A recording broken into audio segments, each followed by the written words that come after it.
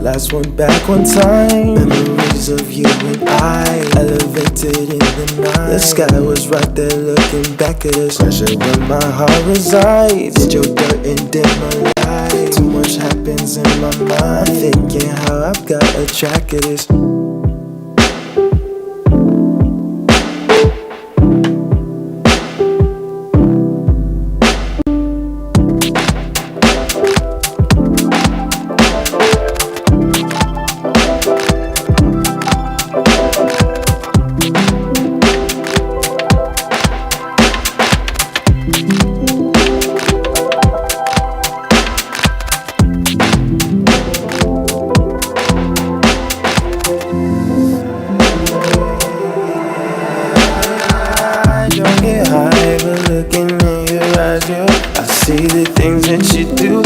Try my best to get through, yeah. One day I feel loose and the next don't know what to do with you. I still feel the bruises from you. I think it's unusual. My life is the proof. I guess there's nothing to lose. Let's just do what you do. Just see the shit through. Never look back, cause I walk for you, whatever I got to do.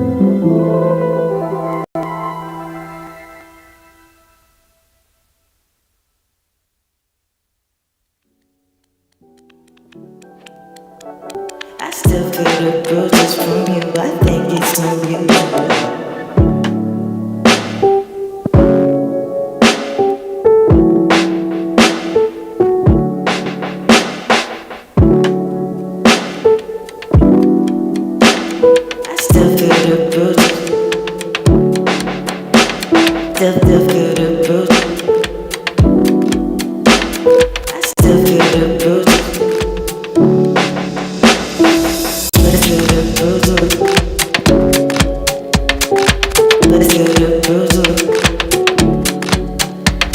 I still feel the bruises from you. I think it's unusual.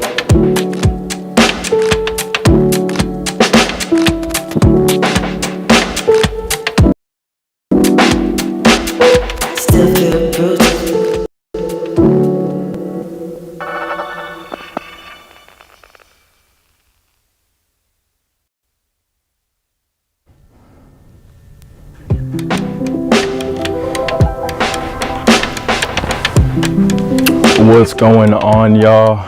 It's Honor Indigo coming back at y'all. Hope I'm coming in clearly. This has been a long time, but also it doesn't feel too long in the making. This is Audio Fundamentals Part 2, processed audio, y'all. Let's get into it. I can't wait to unpack all this stuff with y'all. Oh my goodness. It's still morning to me right now, so yeah. All right, let's get into this. So, yo, this is processed audio. Real quick, sorry. I already said I'm Honor Indigo, but I'm a creative producer. I'm an engineer. I'm a visual curator. And yeah, let's run through this. So this class, processed audio, is cumulative. It does build on the previous class, being recorded audio. But if you're just coming in to this class with us today for the first time, you should be able to follow along perfectly fine. So let's get into it. So just a quick overview. First things first, we're gonna have session setup and file imports. From there, we'll go into editing and arranging, then balancing, then equalization, dynamics, time-based processing, mixing them, and final touches. Also, for everybody watching, we're gonna be working in Logic Pro X. However, all of the components we're gonna be working through today will be applicable through any DAW or hopefully any audio station, any gear. So first things first, session setup, y'all. Whether you plan on doing your processing in the same session you used to produce, to capture your audio performance, I would strongly suggest going ahead and creating a new session just for kind of like that mental checkpoint of, okay, production's done, let's go ahead and get into the processed part component of it. So I'm going to be opening up a new session here. We're going to be setting the proper BPM in our DAW and then making sure we have the key of the song as well. So I'm going to go ahead and do that now. Let's go ahead and open Logic. Actually, I think I have Logic open. Do we have Logic open? No, it's right here. So let's go ahead and get in here.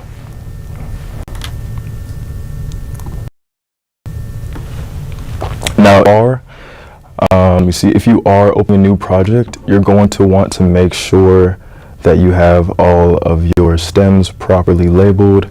As we'll see here, I don't think mine are properly labeled, but listen to what I say, not what I do. I don't think that's how the saying goes, but you get the picture.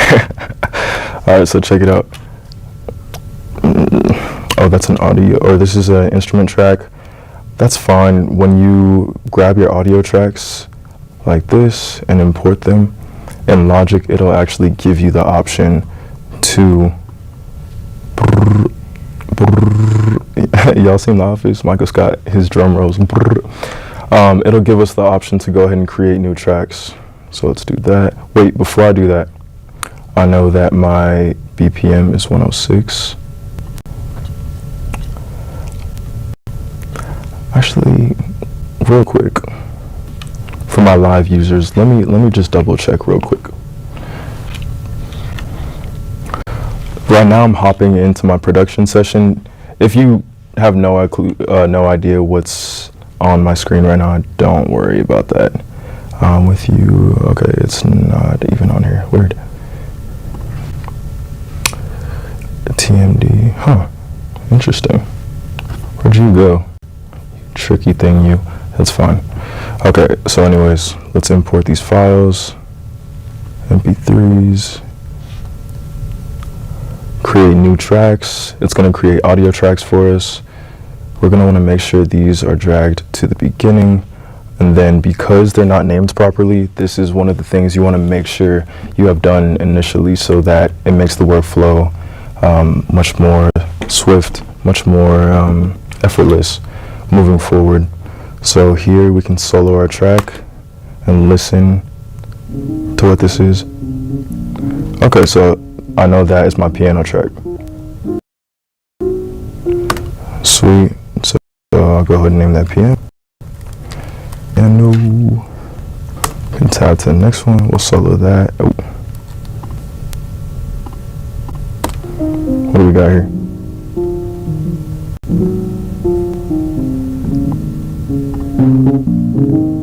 Okay, so it's a dupe. This is a duplicate of the first track, so now I know I don't really need this. Real quick, y'all, just so that, or for my beginners, this is Logic Pro. This is our session view of everything. So this is where you can do all your edits, a lot of your creative production as well as mixing decisions get made here in the session view window of Logic Pro X, y'all. Super simple. For my Mac users, if you hold down Option and then scroll on the mouse or swipe up, you can elongate the tracks just to see, a little bit better what the waveforms are looking like. And then if you hit Command plus, you can increase the size of the waveforms. Now don't worry, this isn't actually increasing the gain or the loudness of the waveforms, it's just showing you a better depiction of what they're looking like. If you press E, that's going to bring up a bigger version of whatever track is selected, and then you also have the option of increasing the size here if need be. So E again, and then X brings up our mixer. So these are all of the current audio tracks. Stereo out is going to be kind of like the buffer track, or it really is going to be the master track, and then Logic Pro is unique in that they have a master track after the stereo out, which only gives you the option to move a fader. So it's kind of just like a master volume. So think of the stereo out as your master channel strip, and the master is just like master volume. Option click to reset any faders or any settings. And yeah, let's continue setting up. X to get rid of the mixer again. So now the first thing, or we're gonna continue going through our tracks, seeing what we got. I think we said this was a duplicate, so I'm gonna go ahead and get rid of that. Also, if you don't want to delete things, you can press H, which will give us the hide feature in Logic. So we can press H here, and then H again. Make sure it's muted if you don't want to hear it. Press H again, and it'll just go ahead and hide the track. So let's see what this is now. Okay, so we got a little top end piano here. It looks like we have duplicates of everything. It must have been the way I exported the tracks, but in your processing flow, you do want to be cognizant and able to kind of roll with the punches like this. Looking at the waveforms definitely helps, so I can see that they're duplicates, and I can just go in and delete. You all now have the hide feature at your disposal if you choose to use that. I'm choosing not to because I don't need them. What is this? These look like my drums. Also, this song is called For the Both of Us. This is a track I'm working on with a Fort Collins based artist named Katie. Super dope artist, vocalist, pianist, guitarist. And yeah, so we're getting to kind of decode this track in Logic today, which is super exciting.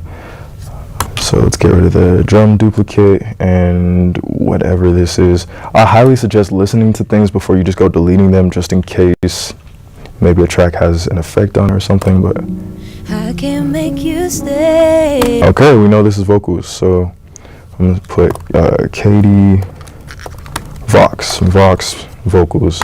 I don't know how that became vocals, but that's just what it is in the audio world. I probably shouldn't know that, but that's fine. Okay, so we have everything here. Cool. Whoa, giving y'all too much off rip. That's crazy. All right, so we can close Ableton. We don't really need that. Let's check what else or what's next on our agenda. Here we go. Okay, import files, group necessary tracks, create mix buses. Y'all, this is just great practice for your mixing sessions, your processing sessions going really smoothly. This is really important. This is stuff I wish I'd implemented early on in my career. So let's just hop in here. Also, another thing I didn't add that you all want to make sure that you do is make sure that your metronome is lined up to the tracks, is lined up to the actual session. Like that, you can hear it's kind of crazy.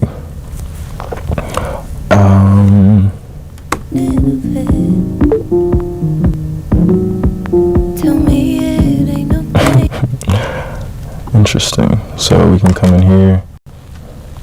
I think I actually just moved this on time.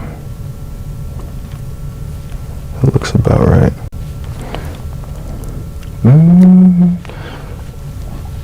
One second, actually. Let me see what BPM this is.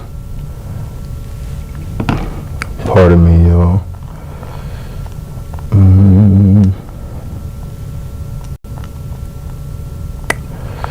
Because I have it at 106, but I think it's, oh, it's 116. Okay. Thank God for technology, y'all. Appreciate that. So check it out. We're at 116 BPM. Now Logic will automatically kind of move your tracks where it thinks it should go, but I suggest going in manually and just doing that yourself. Also, for me, I do like giving myself a little buffer in the beginning, just in case I want to like build out an intro later, what I'll do is start my tracks later on, maybe say bar 4, and then just to give myself that buffer. It's always nice. It ain't no games, but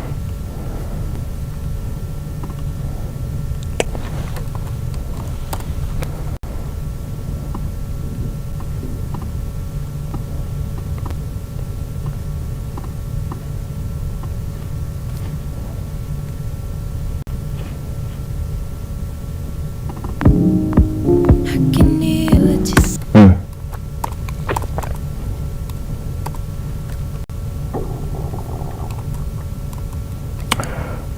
Okay, for the sake of mixing and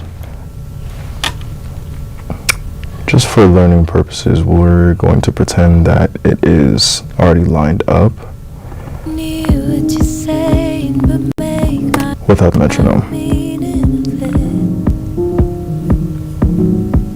Tell me.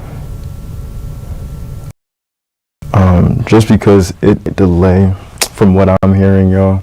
So I don't know if what I'm hearing is going to match up with what y'all are hearing, but y'all get the gist.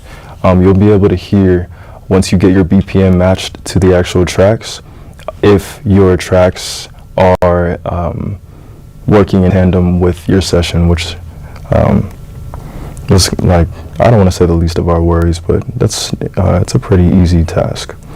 So from there, what do we got? Create group necessary tracks and create mix buses. So I think the group feature is unique to Logic, which we can see here. I, on the keyboard, brings up our channel strip on the side, the individual channel strip for every track. So here, piano, this is our channel strip on the side. Oh, let me finish naming these. This is our, It's the cost of a band. I'm gonna name this top piano.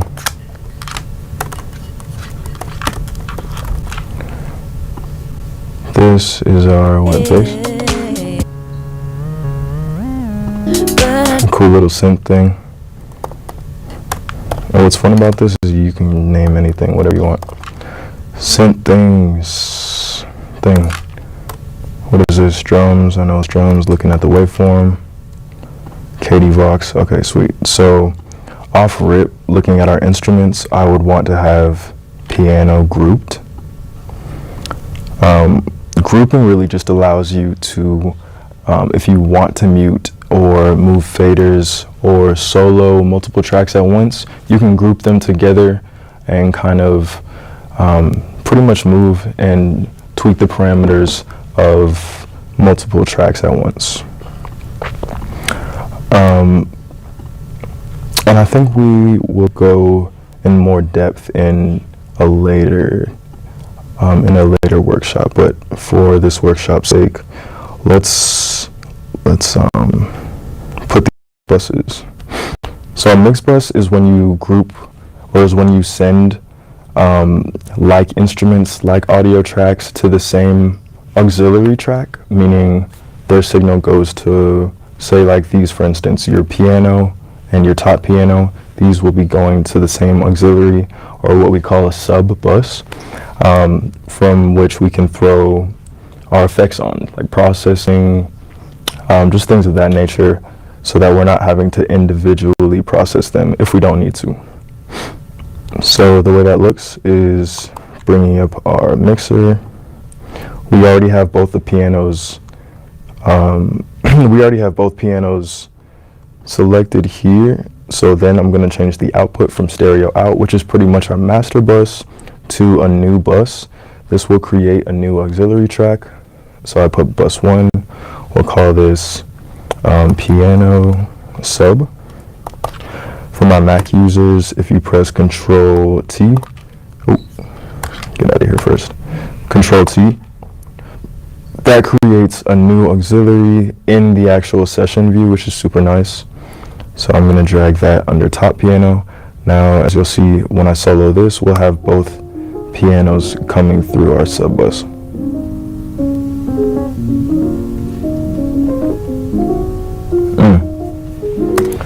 mess up the... Oh, here we go. I think I messed up the timing earlier.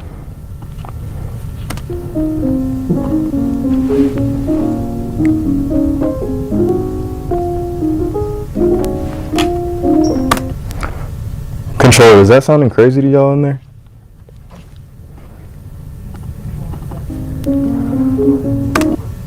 Like the timing? No? Okay, cool. I'm just checking. Piano sub. Okay, great. So now, when I want to mute both of the pianos, I can just press mute. And now both of our piano tracks are muted. So, if you'll see, we only have 2 piano tracks. We have a synth thing, we have drums, and Katie Vox. So say, for instance, instead of a whole drum track, I had individual drums, say a kick drum, a snare, a hi-hat, maybe some toms. I would want to send those to a sub bus as well. So cool. So that is session setup, y'all. Create mix buses. We only needed 1. Wait. Interesting.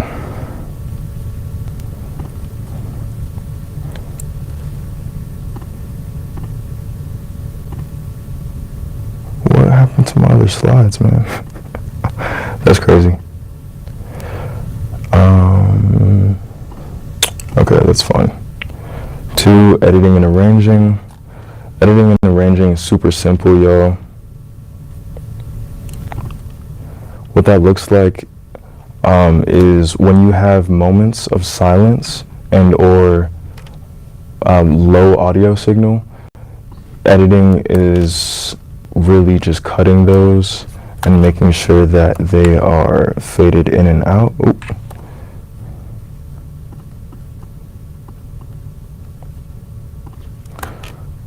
Otherwise known as topping and tailing. So this is the top, we fade that in. Zoom out to the tail. Fade that out. The reason we do this is to prevent cracking and popping when an audio track goes from no signal to signal randomly without a fade in. You get this kind of pop.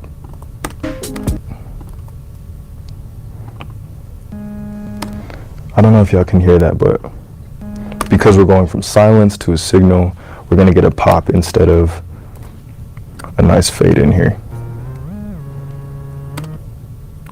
Yep, so we're going to go ahead and do that on the tracks that need it.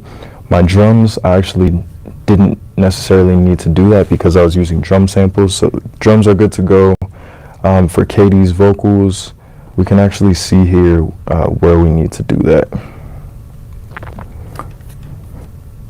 And for some of the breaths and whatnot, that's going to be subjective if you do want to edit those out.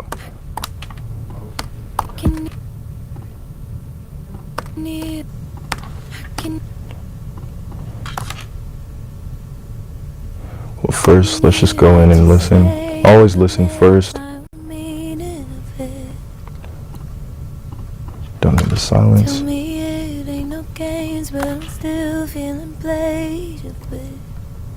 Tight. See things like this, Command plus to check our waveform. This little thing right here, we don't want. So I'm going to get rid of that. Let's continue. I'm too grown to delay the cost of the benefits. Noise. Let my walls down, go all out for only a moment of bliss. Okay, so something like this, that's what I was saying. This little that is subjective. Maybe you want to listen to it with the music to see how it fits with everything. But if you want to, and if you're the artist, or if you're working with the artist and they say take it out, you can obviously see why you'd want to take that out. Sometimes you get random ASMR things, you get people's mouth moving, like making weird sounds. You're going to want to pay close attention to that when you're editing for sure. And then, so do we have anything else? want me to say Nice. that I'm bending my rules for you. I want, but one ain't enough. I can't help craving your touch. Hope I'm right, 'cause of us. Dope. I think that was the end. Shoot. All right. Okay, now cool. So sweet. Now that we have done all of our vocal edits, wait real quick. I see an area just in case. This we could probably move. But yeah, y'all, this is just good editing audio file etiquette, really. You just want to make sure everything's nice and clean. So after that, you can select everything. And then what we can do, select everything. We can actually go in and fade in all the tracks and fade out all the tracks all at once. But you want to check your work and go over, make sure everything looks good. It's not overlapping over parts of the audio that you might want. Everything looks good to me. Maybe a little bit deeper on the top end, a little deeper on the back end. Cool. So now I can't help craving your touch. Hope that I'm bending my rules for you. sweet. Our audio track, our vocal track is edited. Beautiful. Anything else? Top piano. I believe this was a MIDI track, so these don't. Yeah, these don't really need editing. Cool. Let's get rid of our mixer, our channel strip. Keep everything nice and clean. Let's see what's next. Next we have balancing. Y'all, this is the most important part of anything, of mixing, of processing. With a good balance, you can pretty much, you can pretty much think about, with a good balance, you don't really have to do as much processing as if you had a lopsided balance, because the relationship between elements in your song, between different tracks, is already good, in that you're not having to maybe boost certain frequencies or take out too many frequencies, because they already fit so well together. Now for balance, what that really means is if you were to take all the elements in your song and put them in a space that maybe you can hear in your mind, or a physical space, maybe like a vocal room, a drum room, something like that, how would they sound? Naturally, they would be balanced. So we're kind of emulating these spaces that we would hear in real life, or maybe in like a cinematic type world. But it's self-explanatory. We're just looking for a good balance here. So also being mindful of some of the concepts I covered in the last class. When we're balancing or moving the faders, we want to make sure that we're still in that -6 range for our master or our stereo out. So we do have the 6 decibels of 6 decibels of headroom to mix into as we mix into kind of like I'm really trying to get away from like mastering, because we want the track to be loud, we want it to be competitive, but we want to also preserve the humanness and the dynamics. So I'll say as we mix the track into its louder versions, we want to maintain that 6 dBs of headroom in the balance. So also don't be afraid to mute and solo things out, kind of add them back as you see fit. My piano is coming in at, let me see.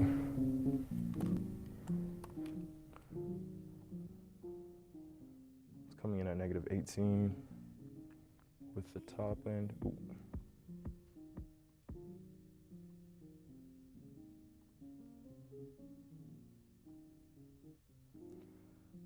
Also with your sub buses, you can monitor both tracks or all the tracks routed to that sub bus, that auxiliary track, all at once. So when you see portions where both instruments are playing, you can check the meter right here and see what our levels are coming in at. Okay, so that's 14, coming in at negative 14. I'm liking that.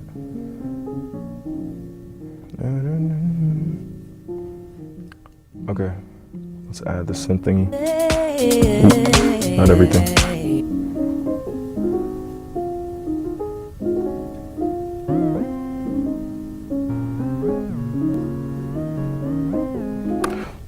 You know what? I lied. I want to get rid of this because these two things are kind of clashing.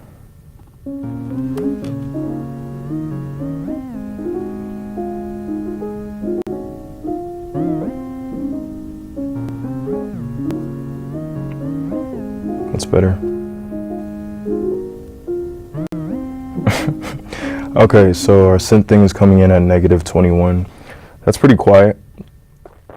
Another feature Logic has is here in your channel strip. If you, let me see, bring this down. Here we have a gain knob right here. It's a little small, but you can see it. When you select a track, you can bring that up. Instead of just moving the fader, because this is already at, what is it called? Unity gain, which is 0. It's not moved up or down any. I wouldn't really want to bump it up, simply because if I did want to bump it at all later, then I would be kind of battling up. I'd be battling the ceiling of 6 dBs, having already bumped my fader option. Click again to put it back to unity gain. So what I'm going to want to tap into is clip gain. Let's bring that up a little bit.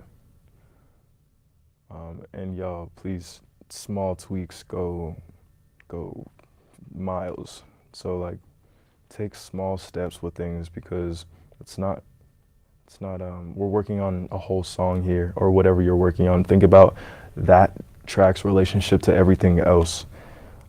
So I'm gonna bump this around 1.3, 1.4 dBs. See how that's sounding with everything else.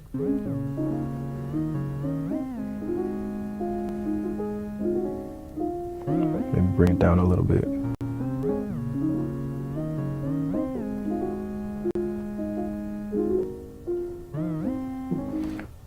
That sounds decent to me. Let's look at our stereo out. Coming in at negative 12. Cool. So we still have another 6 dBs to work with until we're at that that sweet spot. Let's add drums in. Drums are coming in at negative 8.1. I like that. It is a little hot, but they're drums, you know. And then our stereo out is coming in at negative 6.6. So for something like that, I would want to mind how my vocals are going to affect the stereo out, being that we were just at negative 12 dBs and now we're at negative 6. So the drums added about 6 dBs. So I would consider bringing these down maybe just a hair.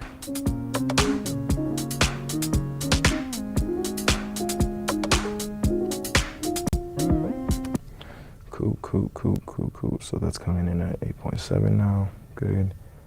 With vocals, this is everything together. Let's see how it sounds from the top. I can hear what you're saying, but make my own meaning of it. Tell me it ain't no games, but I'm still feeling played with. You also do want to pay special attention to the waveforms that are much more transient. That is going to tell you where the peaks are, give you an accurate representation of what those levels look like. At least the peaks. So we're coming in at about negative 10 for the vocals. Overall, that looks like negative 4.5. See, and this is why we build the 6 dBs of headroom, because we're already nearing the louder side of things. So I'm not mad at negative 4.5. Just minding my balance, you know.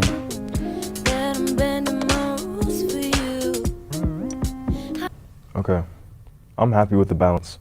So first step of processing, of mixing, balance. Get your balance right first and foremost before you touch anything, before you touch an EQ, a compressor, definitely not reverb or anything crazy like that before you balance. Okay, let me see. Next we have equalization. Okay, now we can touch the EQ. You don't just want to slap an EQ on tracks just because you feel like you have to, because someone told you you should. You really want to listen and hear if things are being masked or if things are, maybe they can be a little bit brighter in the mix. And then from there, we can make equalization decisions. I can't make you stay.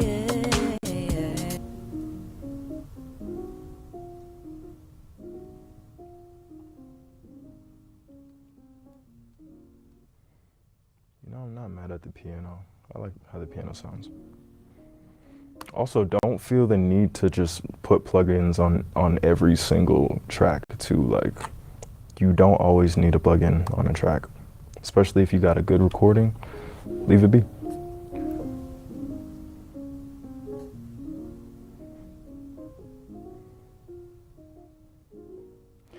As y'all could tell, I'm still working on the timing for that.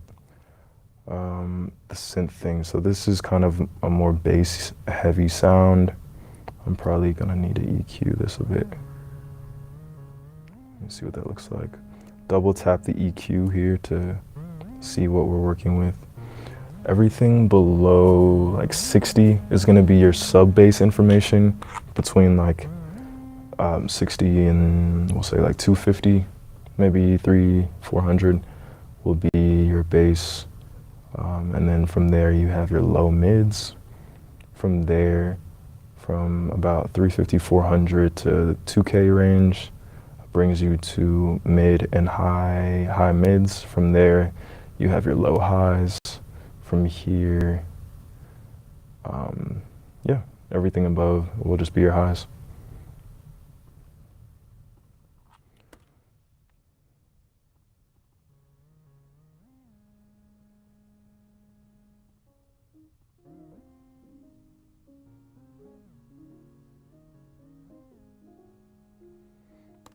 One thing I really like to do as well is compare my graphic EQs. A graphic EQ just shows you what your frequency spectra is doing. So I have the piano sub, graphic EQ up.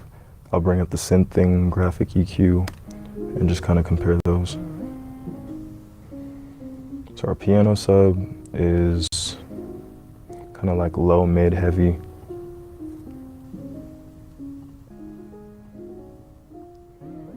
And this is good because the fundamental, or like the bulk, the foundation of our frequency for the synth thing is kind of like in that 200, 100 range. So they don't really seem to be clashing too much. So those look good. Drums. Now drums and your bass element will always, that's something you want to pay particular attention to. The kick drum and the bass in particular. So we have, oh, this is a sub bass heavy kick drum. So we have a lot of bass, sub bass in that synth thing. We already saw before, it's kind of just in this range here. So maybe to carve out a bit more space for the kick, what I could do, let me make a loop. So to make a loop, you can select a track and then press Command U, or you just come up here and just draw it. So Command U, we'll have the bass looping here. So I'm looking at where the frequencies overlap. So I'll say, I think the kick is coming through really nice. You have the clap up here, the hi-hats. I think maybe if we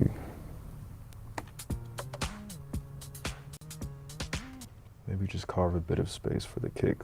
And again, like super small movements. I like to do attenuations or subtractions of attenuations or boosts of up to 3 dBs in either direction. Any more than that, and you might need to check your balance. So I have this attenuating around 1.4, feels good to me. So now our bass should be coming through nice with our drums, the kick drum in particular. And then let's see how vocals are playing out. Now vocals are typically going to be in a similar range as your instruments. So let's mute the synth thing and the drums for now and play the piano with vocals.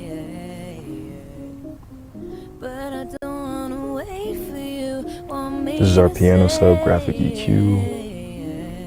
And let's pull up our vocal EQ.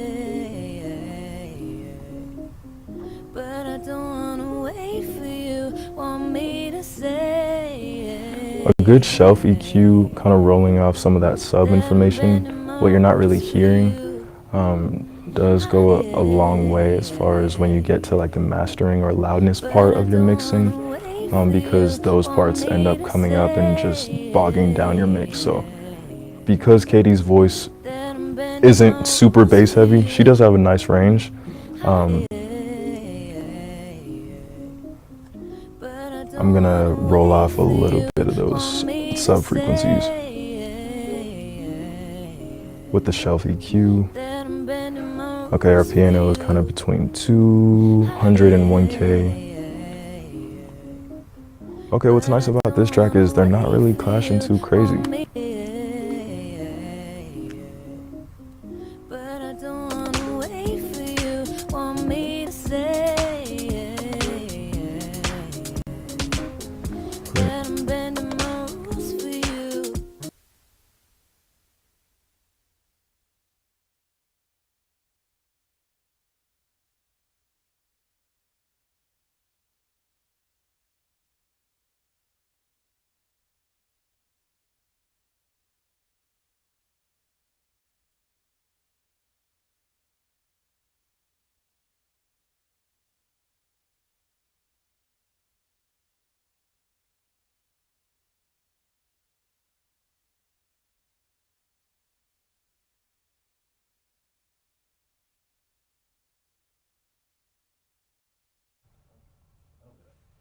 Check.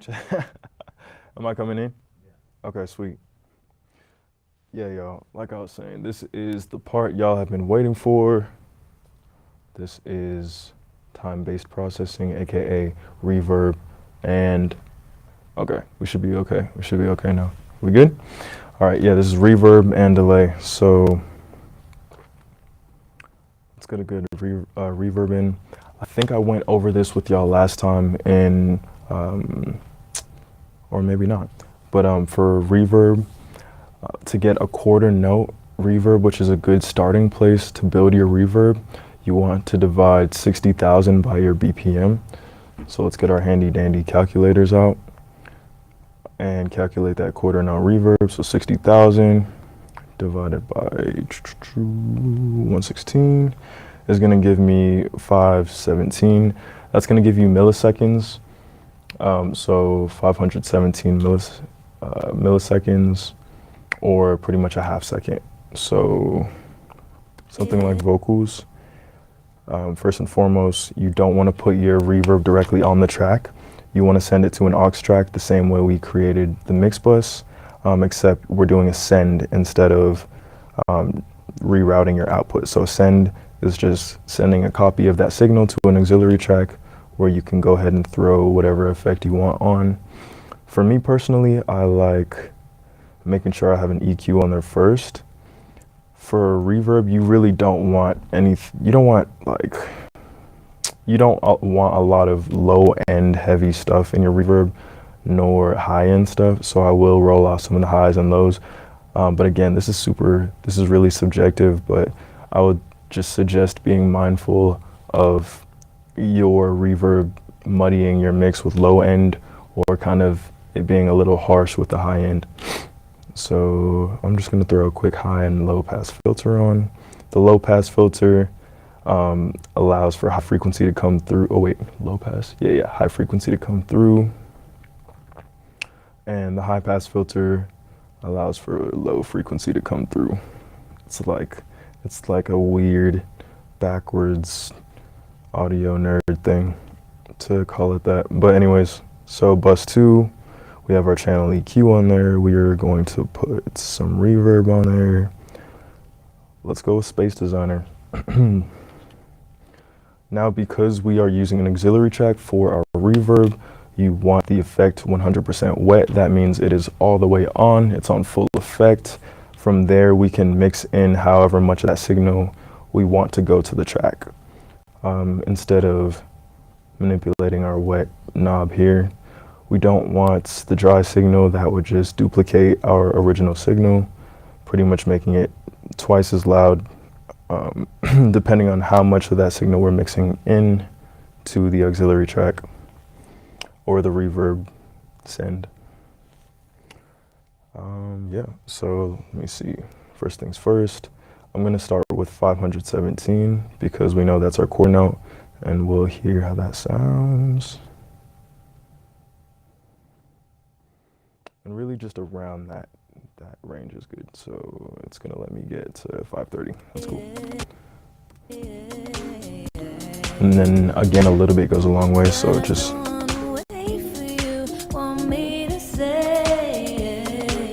you can kind of hear how it sounds with a lot of reverb and then kind of dial it back a bit.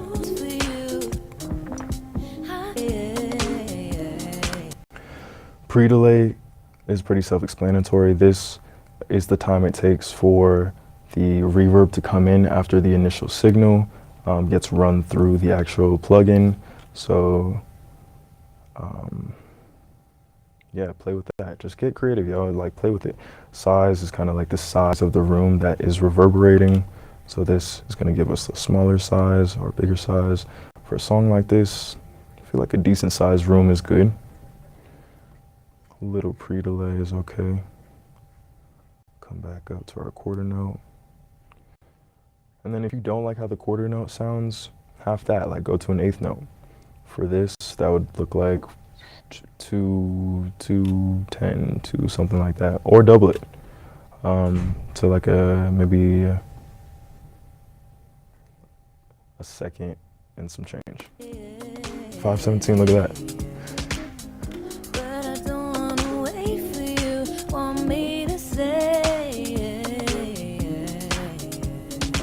Okay, sweet. Cool. And then, let's see, I don't want to get too crazy, but let's do the same for delay. So we're gonna come over here, let me get rid of this. So right in this little section here, you have options for your sends. Click that, send. You're gonna wanna go to bus 3. If nothing is next to the bus, that means it's gonna create a new auxiliary or bus track for you. I like to put an EQ. If you press this, we'll put that first in our signal flow. Under that, let's go to delay. I like tape delay, but please play with all these. Again, wet signal 100%. Feedback is going to be the parameter that dictates how many times this is going to be on loop. So the less feedback, the less loops you're going to get, the more like you're just going to get a bunch of iterations. Okay, here, this is a really cool parameter. This is going to be our filters. It's kind of like an EQ, but it's just a low and high pass filter. So for delays, you can actually get a cool reverb type effect, or like if you cut some of the highs, some of the sibilants, or like the presence frequencies in the vocal, for instance, your S's, your P's, T's, cut those show up around like 3 to like 7K. So if you cut that, you have a nice, get a nice little effect here. We're gonna roll back the feedback a bit and then mix into the delay. I'm gonna bypass the reverb real quick. But I don't wanna wait for you. Want me to say Let's bring in that high cut. that I'm bending my rules for you. And then so y'all can see how a bunch of feedback is. But I don't wanna wait for you. Want me to say So you see how that works. Let's dial this back down. Me personally, I like a pretty low feedback unless I'm going for just like a crazy effect, a cool automation into a lot of feedback. I typically don't go too crazy. So we got our quarter note. And that's the nice thing about Logic too, is you don't really have to calculate your quarter note if your track is in the right BPM. So it knows, oh, you want a quarter note? That's 517 milliseconds. I'm gonna dial this back a little bit, bring this in. And we have a nice little delay. but I don't wanna wait for you. Want me to say And then with reverb, that I'm bending my rules for you. sweet. And y'all, I'm just known to go crazy over delays. So yes, I'm gonna have to put a delay on the piano track. But what's nice is we already have an auxiliary with delay. That's gonna be aux 3. So I'm just gonna send a little bit of signal to that. But I don't wanna wait for you. Want me to say that I'm bending my rules for you. Cool, that's enough for me. So yeah, that is time-based processing.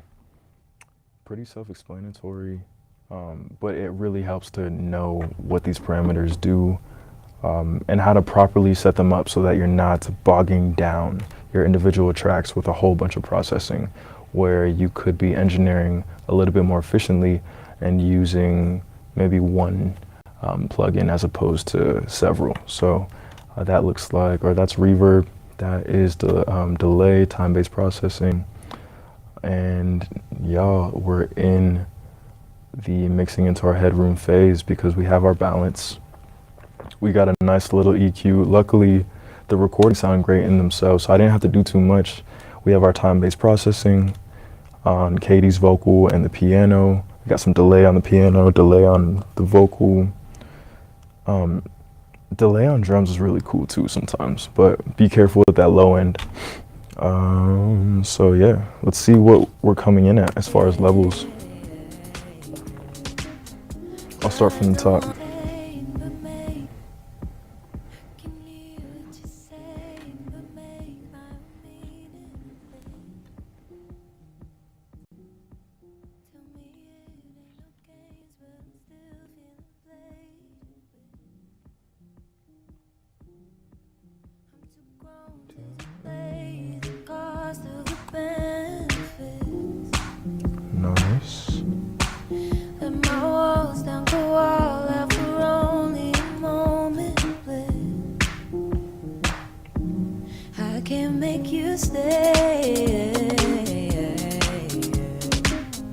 but I don't wanna wait for you. Want me to say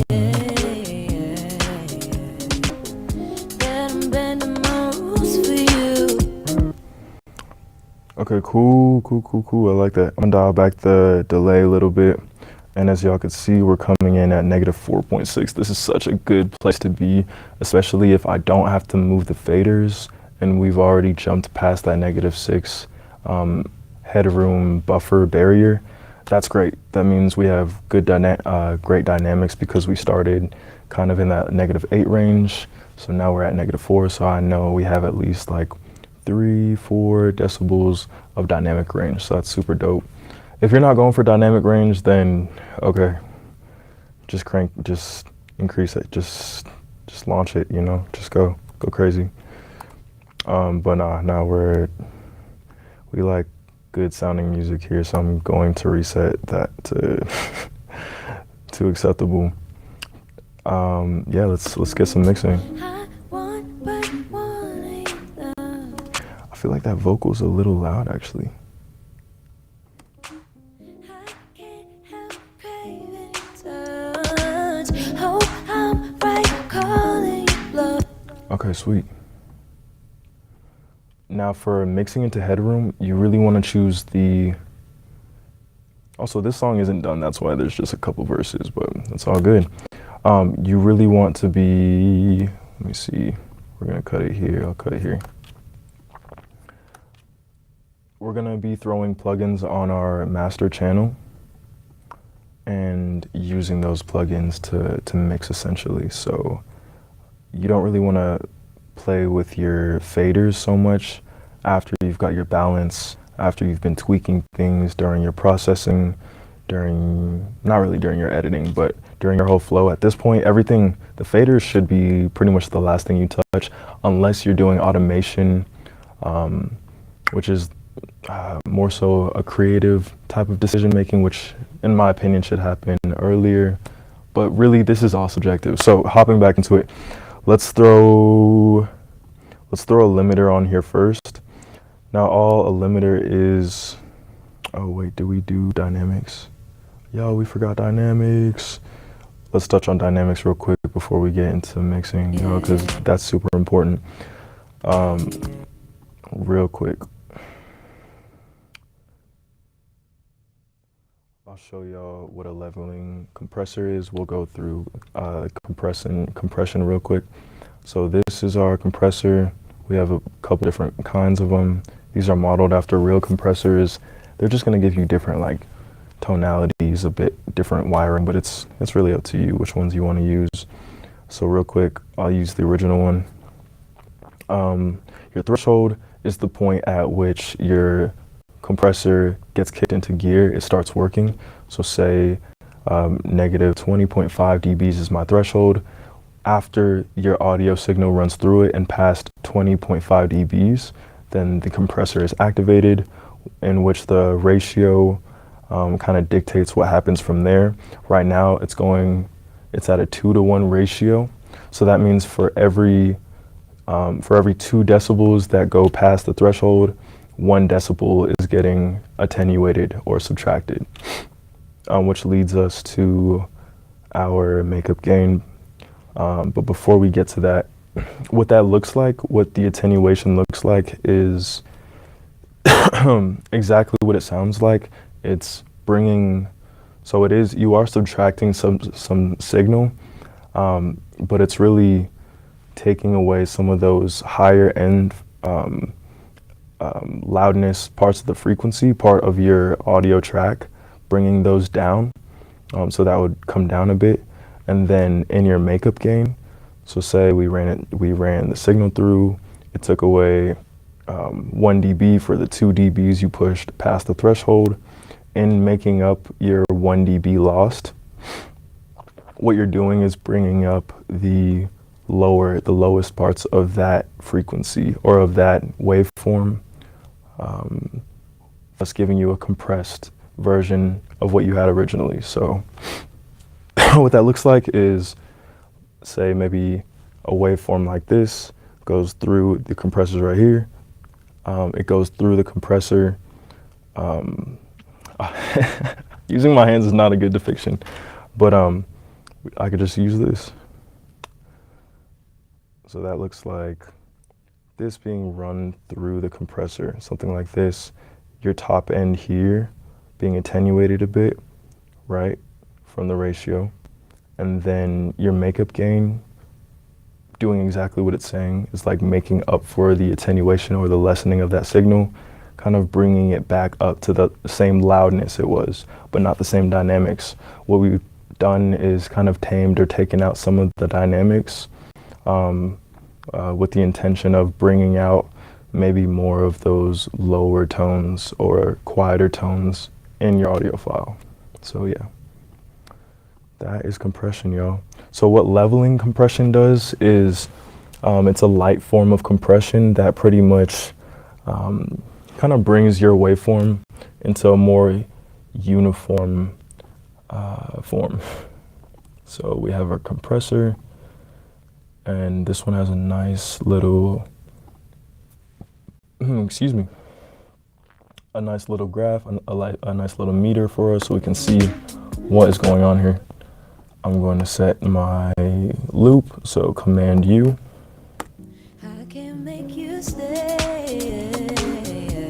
For leveling compression, you really don't want to crank your ratio too crazy. Too crazy either.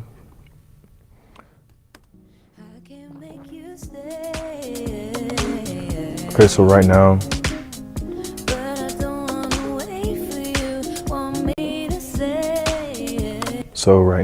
with the way it's set, it's taking out roughly like 5 dBs. I'm doing leveling compression, so I'm not trying to take out that much dynamics. So we're gonna dial back the ratio just a bit. Or pardon me, the threshold. Or dial it forward.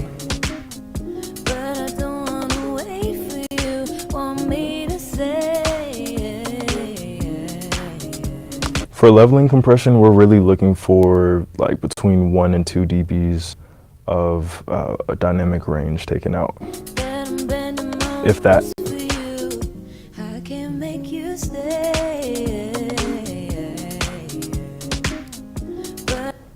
Okay, cool.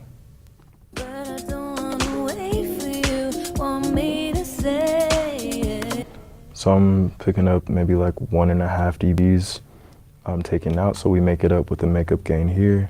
Now we have a more uniform audio signal. Sweet. Yeah, and what makeup gain is doing is just matching that before the pre-audio signal, the input signal to the output signal. Now, for mixing into the loudness, you're gonna want a meter limiter, and then for your output level, this is going to be the limiter is a compressor, but it's called what you call like a brick wall compressor. Therefore, once it hits its threshold, nothing's getting through. So you do have to be careful with your dynamics and preserving those, but we can increase the overall loudness by bumping the gain. I can make you stay, but I don't wanna wait for you, want me to say. So I have about another 2 dBs until I'm hitting the ceiling of our limiter. Oh, let's move that back. A good rule of thumb is -0.1 dB or -3 if for whatever reason you don't want to get that loud. So I know I have another 2 dBs of headroom to get to, so I'm gonna bump it up just a bit more. I can make you stay. And when I'm mixing into the limiter, what I'm looking for is for the signal to get close to -0.1, and for it to really just kiss that brick wall, to just kiss that threshold, so that it's not taking away dynamics, but so that it's loud enough to touch it without getting flattened by it. I can make you stay, but I don't wanna wait for you, want me to say. Yeah, we're at -6.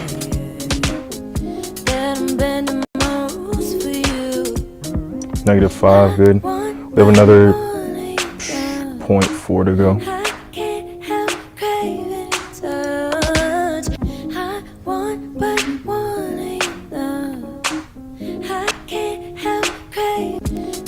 Also, in this part of our flow, we're looking for the loudest parts of the music to do this sort of mixing upward into the limiter. I can make you good.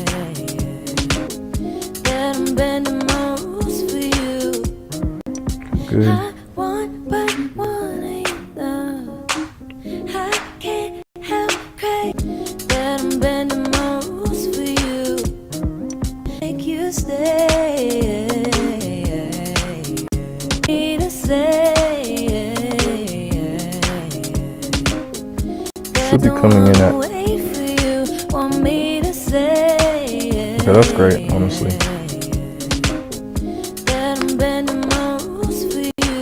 Okay, so there's our magic number right there, -0.1. So we're just Like I said, we're just barely touching that threshold, that brick wall limiter compressor, so that the track is now loud. It's a loud track, but it's not, it's still a dynamic track. So that's what we're going for.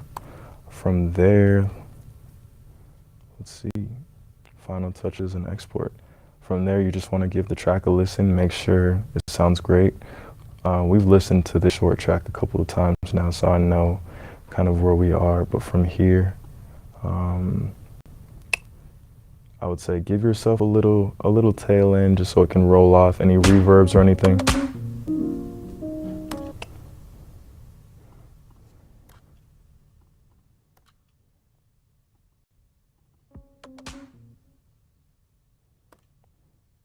Little fade out never hurts.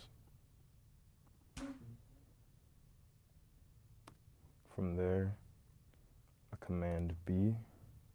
And then if you're exporting this to streaming platforms or say YouTube, anything like that, I would highly suggest a waveform, which you can check PCM.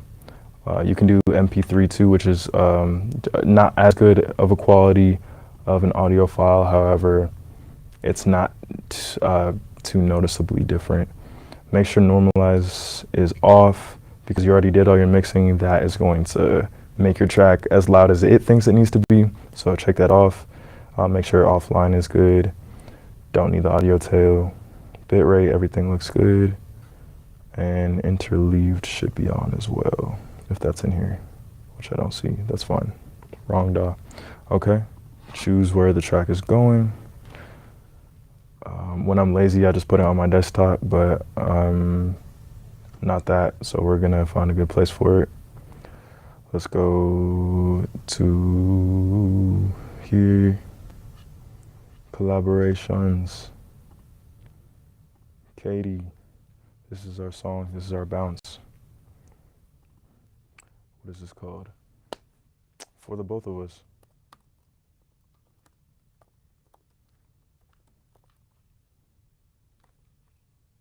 Sweet.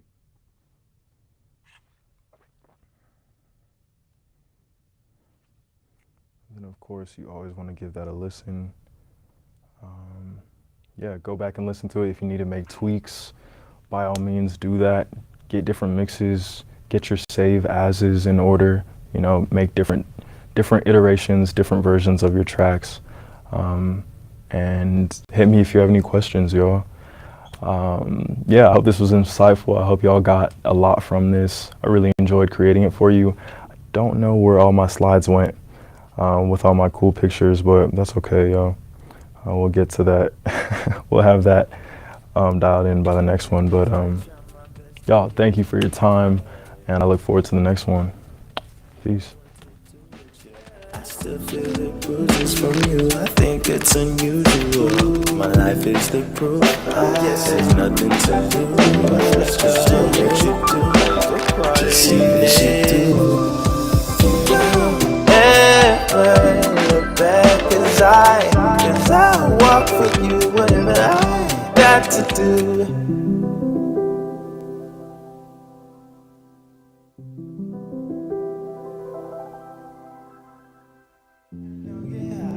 Looking in your eyes,